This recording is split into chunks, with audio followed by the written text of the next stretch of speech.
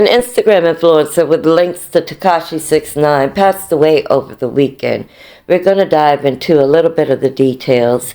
Everything is alleged, fair use, and trigger warning. Ariela Langosta was a fashion and beauty influencer known for her high-profile friendship with rapper Tekashi 6ix9ine. She worked at a Manhattan restaurant and disco lounge by the name of Ikon, New York. It is being stated and reported that Ariela was in the vehicle that you see on your screen above, leaving her place of employment, and the vehicle was shot up. Now, two things I want to point out.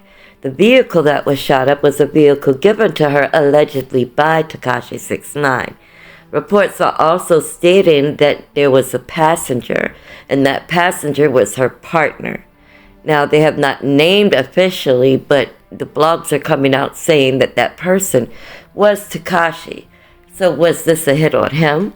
Because we all know how much this man is hated. We all know how he has like a target on his back after turning into a rat and snitching on people when he was looking at bedtime. So I know people got a bag on his head. However, there is something else that you guys need to look at. It goes a little bit deeper than just this, and yes, it has to do with Tekashi. Is this a possible sacrifice? Now, before we get into things too deep, they're mixing this story up with another story. It was about a shooting that took place in Brooklyn. I'm going to play a quick news report on that. Breaking news, a police search for several gunmen this morning who they say shot up a lounge in Brooklyn. 11 people in total were shot and 3 of those were killed. The victims ranging in age from 27 to 61 years old. Eyewitness News reporter Shantae Lanz is live at a very busy police scene in Crown Heights this morning. Shantae. Tony and Joe, good morning. Very busy is a great way to explain it. In fact, a second crime scene unit van just arrived here. You can also see, I want to reference how close this is to the actual shooting. That's a police precinct. It's transit police, but that's how brazen this crime was. Bullets sprayed inside that lounge. You can see multiple detectives. Will Cespedes is going to pan over from this other crime scene van here. You can see an investigator going in that truck. But further along, you can see detectives standing outside in the middle of the street here. This is Franklin Avenue in the Crown Heights section of Brooklyn. But this is where that shooting happened. This is Taste of the City Lounge. And you mentioned the age range, Joe and Tony. 11 people in total shot, 3 of them, all males, killed, ages 27, 35, and according to Police Commissioner Jessica Tisch, the third person's age, also a male, is not known.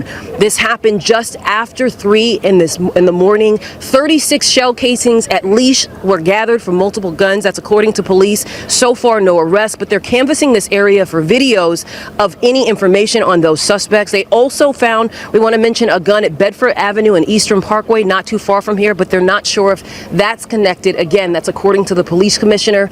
But what we know, according to a witness that I spoke with who was inside at the time, that shooting happened in the middle of Taste of the City Lounge. Multiple people were shot at that time. She was in the front. She got out. She's okay, thankfully. But we also spoke with witnesses, and I also, of course, the police commissioner about this brazen crime.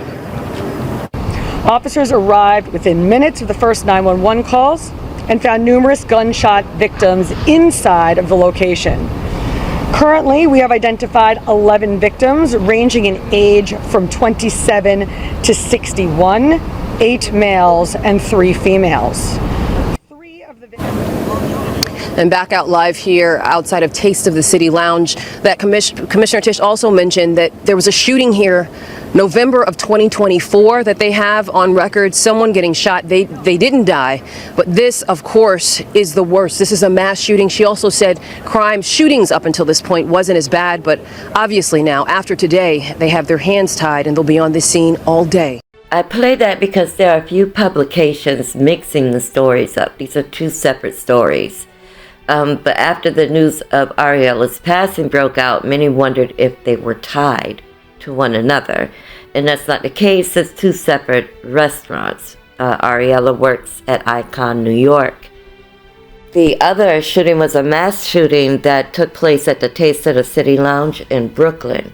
So 2 separate incidents. But of course the mass shooting kind of overshadowed this story right here. The Taste of the City shooting in Brooklyn, they had 3 victims. All 3 of the victims were male, and 2 of those 3 were the actual shooters, so no ties to Ariela. After the news officially broke, Tekashi 6ix9ine took to his Instagram account to share a deeply personal tribute to Ariela, posting photos and videos of their moments together. Now I see a bigger picture behind her death. I see a little bit more to this story that is really hard for me to break down, but I will try in another video. I don't really want to do it here and now.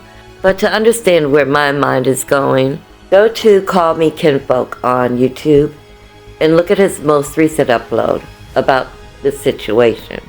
And you will understand a little bit better. The numerology matches up, the dates, everything matches for a different purpose. More of a sacrificial purpose. I will be having his link attached to this video. To close, please make sure you like, comment, share, subscribe, hitting that notification bell, setting it to all to be notified anytime I go live, upload, or premiere. Please be kind to one another. Unapologetically Mika, out.